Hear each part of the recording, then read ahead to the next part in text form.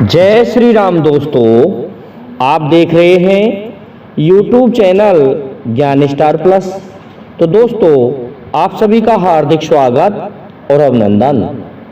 दोस्तों, आज हमने आपके लिए कमेंट चुना है श्रीमान परविंदर कुमार जी का, और ये लिखते हैं कि गुरु के प्यारे सेवक जी, हमारे परम दोस्त,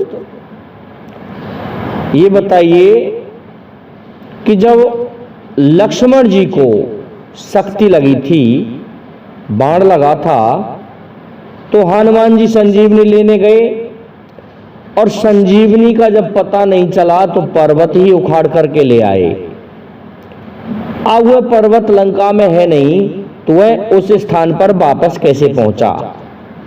तो देखिए दोस्तों, सीधे शब्दों में ही प्रश्न किया है श्रीमान परविंदर सिंह जी ने, और मैं इनके इस कमेंट का उत्तर जब तक खोज रहा हूं रामायण से, तब तक जो भाई हमारे चैनल पर नए हैं, वे भाई हमारे चैनल को लाइक शेयर सब्सक्राइब जरूर कर दें।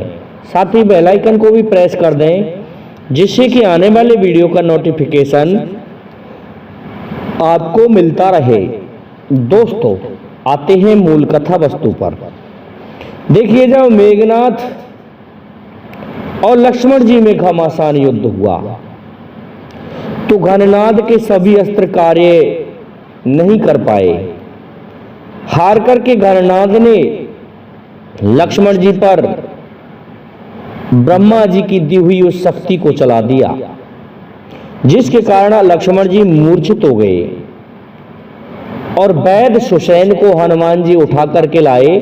तो सुसैन वैद्य ने बताया कि ऐसा है, ऐसी संजीवनी बूटी हिमालय पर्वत में द्रोणागिरी पर मिलेगी, और उस द्रोणागिरी पर्वत से जो भी बूटी ले आएगा प्रातःकाल होने से पहले, तो ही लक्ष्मण जी के प्राण बच सकते हैं।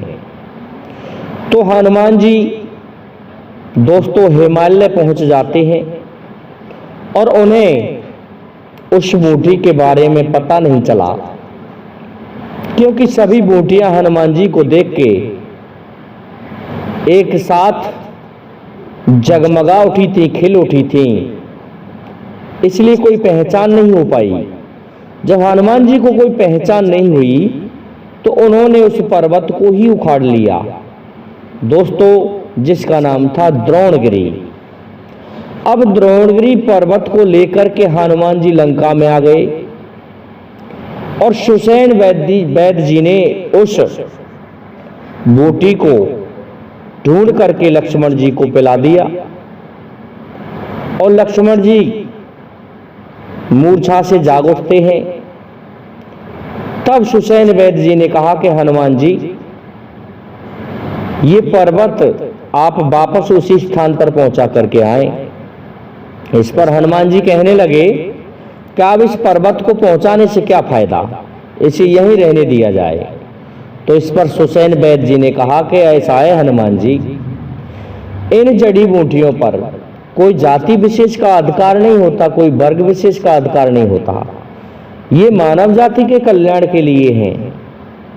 इसलिए ये लंका में रहे तो यहाँ ये नष्ट हो जाएंगे, क्योंकि हिमालय ऐसी जगह है जहां पर ये जड़ी बूटियां फलती फूलती रहेंगी और मानव जाति के कल्याण के लिए काम आती रहेंगी। इसलिए हे हनुमान जी, इस पर्वत को आप वापस उसी स्थान पर पहुंचा करके आए। इस बात को सुन के और समझ के हनुमान जी को अपनी भूल का आभास हुआ, और हनुमान जी कहने लगे, बिल्कुल सत्य कहते हो वैद्यराज जी, इसलिए मैं इस पर्वत को वापस पहुंचा के आऊंगा। तो दोस्तों, वो पर्वत लंका में नहीं है, उस पर्वत को हनुमान जी वापस उसी स्थान पर छोड़कर आए थे। अब इस बात का सबूत क्या है कि वास्तव में हनुमान जी पर्वत को उखाड़ कर लाए थे? तो देखिए, द्रोणगिरी के पास में ऐसे 4 गांव हैं। उन गांवों में आज भी हनुमान जी का नाम नहीं लेते हैं, क्योंकि वो यही कहते हैं कि हनुमान हमारे यहाँ से जड़ी बूटियों के उस पर्वत को ले गया, और बहुत सी जड़ी बूटियों को नष्ट कर गया। उसने पर्वत को पहुंचाया तो सही, लेकिन उसने हमारी धन संपत्ति को लूटा है। इस कारण से वे लोग हनुमान जी का नाम नहीं लेते हैं, जबकि इधर उधर हनुमान जी की पूजा होती है। आज भी हनुमान जी विराजमान हैं, साक्षात हनुमान जी विराजमान हैं द्रोणगिरी पर। और दोस्तों, हनुमान जी को तो ये वरदान भी मिला था कि जब भगवान श्री राम अपने श्री हरि विष्णु रूप में परिवर्तित हो रहे थे, उससे पहले हनुमान और अंगद को एक वरदान दिया था। कैसा है, तुम दीर्घ काल तक जीवित रहोगे, इसलिए तुम दोनों चिरंजीवी रहोगे और तुम तब तक रहोगे जब तक ये प्रलय नहीं हो जाती है। सुग्रीव से ये कहा कि सुग्रीव, ऐसा है तुम मेरे साथ चलो, क्योंकि राज्य तुम्हारा नहीं है, राज तो अंगद का है, इसलिए तुम्हें मेरे साथ चलना होगा। सुग्रीव को भगवान श्री राम अपने साथ ले गए थे।